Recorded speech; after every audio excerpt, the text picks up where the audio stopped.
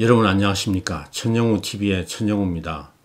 오늘은 북한 핵 문제에서 한국의 독자 핵무장 문제로 초점을 옮겨서 앞으로 몇 회에 걸쳐서 이 문제를 집중적으로 다뤄보도록 하겠습니다.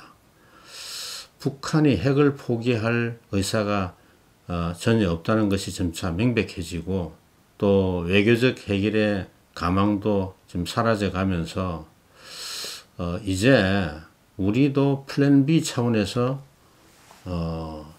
독자 핵무장 문제를 좀 진지하게 검토해야 되지 않느냐 하는 그런 주장이 일각에서 대두가 되고 있습니다. 또 한국의 핵무장 문제에 대한 미국의 기류도 바뀌고 있는 듯한 그런 언급이 좀 나온 적이 있습니다. 우선 3년 전으로 거슬러 올라가 보면 그때 미국 대선에서 트럼프 후보가 한국과 일본이 핵무장 하는 게 뭐 미국에 꼭 나쁠 것이 없다. 오히려 미국의 안보 공약의 부담을 줄일 수 있는 그런 이점이 있다는 투로 이야기를 해가지고 파란을 좀 일으킨 적이 있습니다만은 트럼프 말이라는 게 워낙 가벼우니까 그냥 뭐 실언 정도로 치부되고 넘어갔습니다. 그런데 지난 9월 초에 스티븐 비건 그 미국 대북정책 특별대표가 미시간 대학에서 강연하는 가운데 북한의 핵 위협이 한국과 일본으로 하여금 핵무장을 검토하게 할 수도 있다 하는 식으로 또 이야기를 했습니다. 이거는 현직에 있는 사람이 한 거기 때문에 더 주목을 받았죠. 그런데 저는 이게 미국의 한국 핵무장에 대한 입장이 바뀌었다기보다도 북한하고 협상을 하려고 그래도 워낙 이게 소통도 안 되고 북한이 협상에 잘 나오지도 않고 하니까 이 답답한 마음을 그런 표현하는 과정에서 그냥 중국하고 북한에 보내는 하나의 경고의 메시지로 한 이야기지 그걸 가지고 미국의 한국 핵무장에 대해서 좀 생각이 달라지고 있다. 이렇게 저는 결론을 내리는 것은 좀 아직은 무리라고 봅니다. 근데 이런 여러 가지 논의가 결국은 독자 핵무장 담론을 형성하는 데는 일정한 역할을 하는 건 틀림없는 것 같습니다. 그런데 이제 우리로서는 이 핵무장이 과연 필요하냐? 아니 이게 우리 안보에 도움이 되냐 이런 문제를 논의하기 전에 우리가 핵무장 하고 싶다고 해서 이 기술적인 어떤 기반이 갖춰져 있느냐 이것부터 살펴봐야 되거든요. 왜냐하면 기술 능력이 없으면 우리가 아무리 뭐 핵무장 해야 된다 떠들어 봐야 이거는 그냥 공허한 담론에 불과합니다. 그래서 오늘은 이 핵무기 만드는 어떤 기술적인 방법 여기에 대해서 좀 한번 먼저 이야기를 하고 넘어가야 될 것 같습니다. 우선 핵무기를 만드는 기술적 방법은 두 가지가 있습니다. 하나는 사용 후 연료, 원자력 발전소에서 타고 나온 우리가 보통 폐연료봉이라고 그러죠. 근데 정확한 용어는 사용 후 연료죠.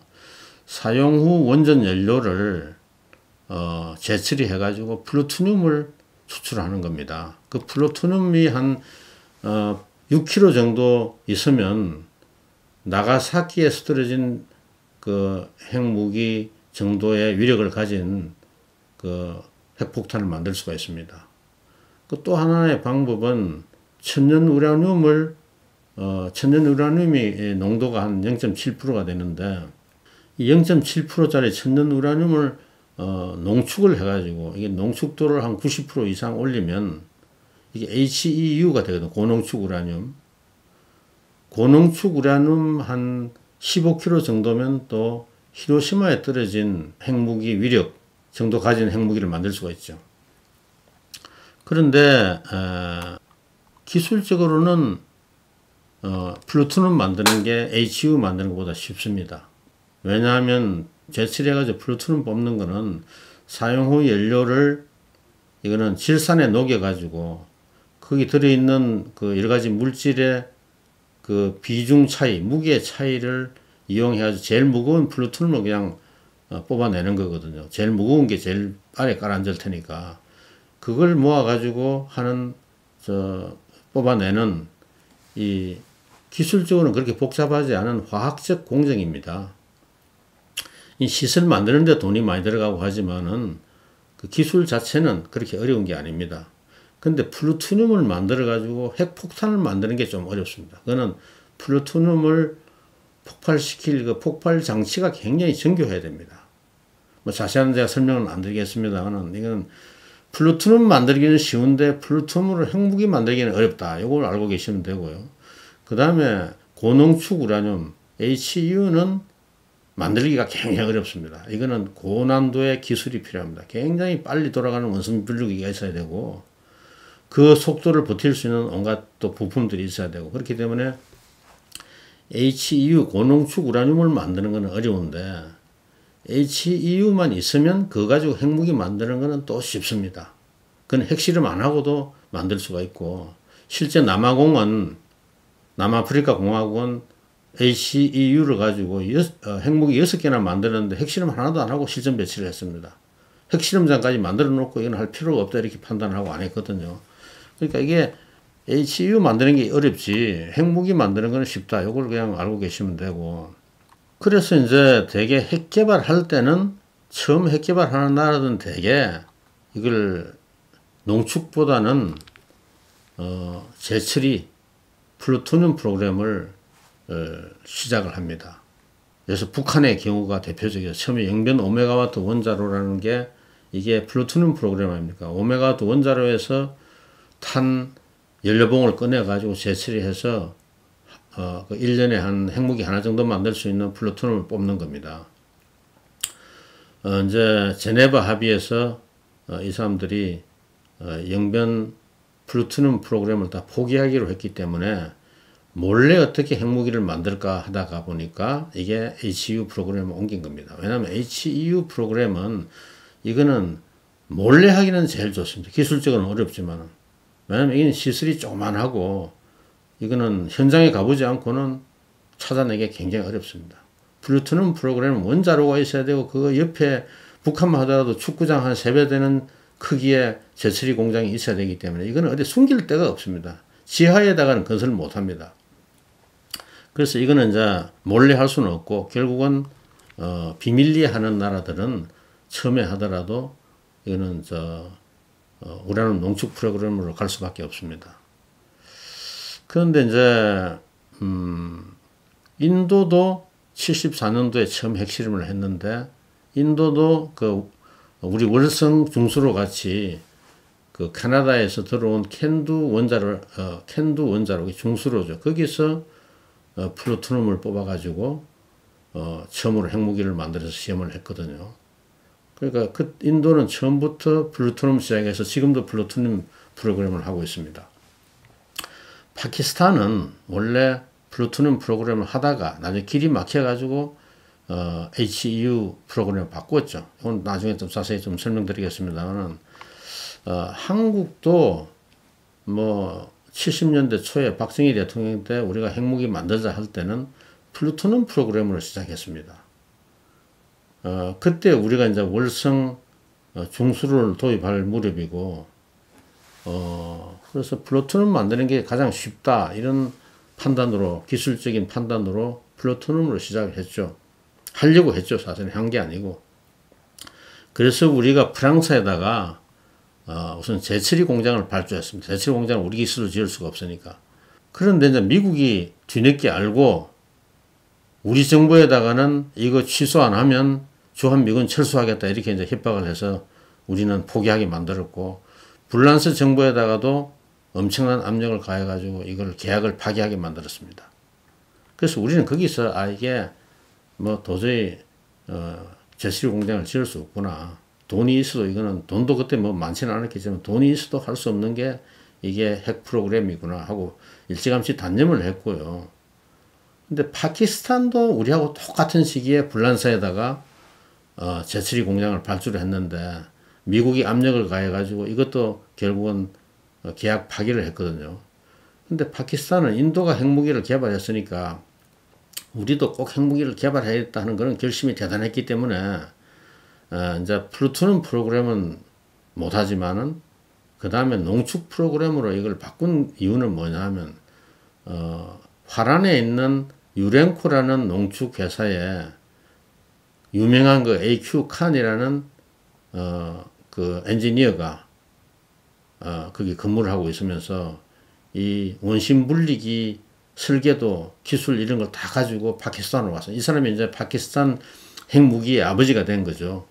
북한의 농축 프로그램도 파키스탄에서 가고 이란의 농축 프로그램도 처음에 다 파키스탄에서 이게 넘어간 겁니다.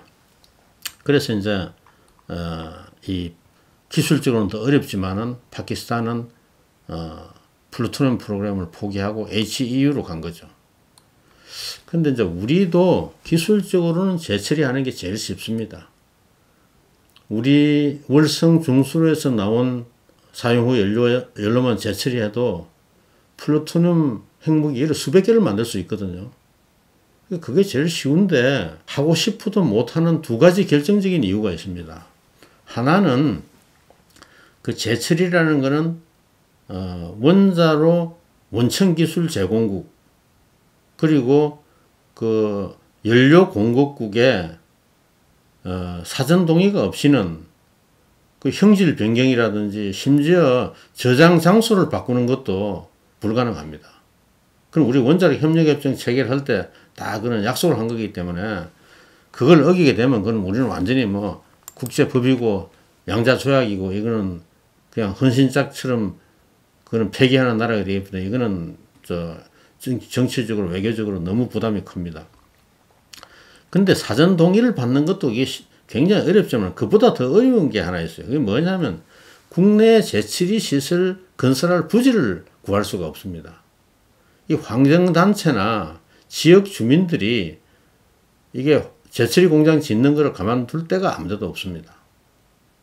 왜냐하면 재처리 공장 가동하는 거는 원자력 발전소 일을 수십 개 가동하는 것보다 이게 안정성 측면에서 방사능 누출 위험이 훨씬 더 높은 거거든요. 왜냐하면 원자력 발전소에는 방사능을 함유하고 있는 사용 후 연료가 도저히 셀 수 없는 이 용기 속에 몇 겹의 용기 속에 지금 들어가 있기 때문에 이걸 수백 년에 한 번 사고 날까 말까 한 건데 그것도 지금 못 지게 하는 거 아닙니까? 그것도 지금 우리 동네는 위험하니까 짓지 마라 하는데 그것보다 이런 수십 배 수백 배 더 방사능 누출 위험이 높은 재처리 공장을 대한민국 영토 내에 어디다가 지을 데가 있겠습니까? 그러니까 이거는 기술적으로는 제일 쉽고 간단하지만은 이런 두 가지 근본적인 문제 때문에 도저히 불가능하고 결국은 현실적인 대안은 농축밖에 없습니다. 기술은 어렵지만 농축밖에 없는데 농축하는 데는 세 가지 결정적인 이점이 있습니다. 뭐냐 하면 우선 재처리 할 때 나오는 방사능 이런 거는 연료봉을 사용 후 연료를 다룰 때 그 수반되는 방사능 오염 위험 이런 거는 농축에는 전혀 없습니다. 농축 우라늄 사람이 손으로 만지더라도 그게 뭐 인체에 해로울 정도로 그렇게 방사능이 나오는 게 아니거든요. 그러니까 부지 걱정할 필요가 없는 거죠. 그 다음에 또 한 가지는 한미 원자력 협력 협정이고 이런 양자 원자력 협력 협정에 이행 사전 동의 없이 할 수 있는 유일한 방법입니다. 왜냐하면 한미 원자력 협력 협정에도 우리가 미국산 천연 우라늄을 사용한다든지 아니면 미국이 제공한 기술 가지고 뭐 한다. 그 미국이 제공한 기술로 만든 원자로 거기에 사용된다. 이럴 때는 미국의 사전 동의가 필요하지만은 우리가 미국 외에 딴 데서 뭐 카자흐스탄에서 예를 들어서 무슨 천연 우라늄을 가져와서 농축을 하야 돼. 이럴 때는 이거는 미국 사전 동의라는 게 전혀 필요가 없거든요. 그러니까 이거는 이제 그런 우리가 재처리 과정에서 반드시 거쳐야 될 이 절차, 이게 농축에는 이거는 면제가 됩니다. 걱정할 필요가 없습니다. 그 다음에 이거는 정치적, 경제적 명분도 굉장히 좋습니다. 충분한데, 왜냐하면 우리가 원전을 25기나 가동하고 그 원전이 우리 전력 그 공급의 거의 3분의 1을 차지한다. 4분의 1, 3분의 1이 된다. 이러면 말이죠. 이거는 우선 전적으로 100% 해외 공급을 의존하기에는 리스크가 굉장히 큰 거거든요. 그래서 우리는 만약에 농축우라늄 시장이 앞으로 불안정해지고 이 농축우라늄 공급이 차질이 생기면 우리 전력 거의 30%가 없어지면 대한민국 경제는 망하는데 우리가 이런 리스크를 어떻게 안고 계속 살 수 있느냐. 그러니까 우리가 필요한 모든 농축우라늄을 국내에서 농축하지는 않지만은 최소한 우리가 앞으로 불확실성에 대비해 가지고 또 에너지 안보 차원에서 뭐 일부분 3분의 1이든지 뭐 절반이든지 이거는 국내에서 우리가 자체적으로 농축우라늄을 조달해야 되겠다. 그리고 원자력 발전소가 한 20개가 넘으면 독자 농축을 하더라도 경제성 있는 농축을 할 수가 있습니다. 그렇기 때문에 경제성 측면에서나 에너지 안보 차원에서 우리가 이 연료 공급의 안정성을 위해서 우라늄 농축 공장을 짓겠다 할 때 이게 반대할 논리라는 건 없거든요. 좀 속으로 걱정하더라도 우리 주장이 틀린 데가 하나도 없고 타당한 이야기니까 반대를 못하죠. 그런데 여기도 또 두 가지 큰 문제가 있습니다. 뭐냐? 우리 원자력계가 우리가 핵무기 개발하는데 필요한 이런 핵심 기술인 이 농축 기술을 전혀 개발해오지 않은 겁니다. 너무 소홀히 해왔어요. 그러니까 농축하는 기술이 한 세 가지가 있는데 이게 뭐 제가 길게 설명을 드릴 거는 못 되고 가스 확산법이라고 미국이 처음 핵무기 만들 때 쓴 방법이 가스. 지금은 저건 다 폐쇄하고 사용 안 합니다. 경제성이 없고 워낙 전기가 많이 들어가기 때문에. 그 다음에 이제 원심 분리기. 이게 전 세계 농축 회사들은 다 이걸 쓰죠. 이 원심 분리기로 하는 게 가장 싸게 농축하고 전기도 가장 적게 들어갑니다. 기술적으로 뭐 좀 어렵긴 하지만은.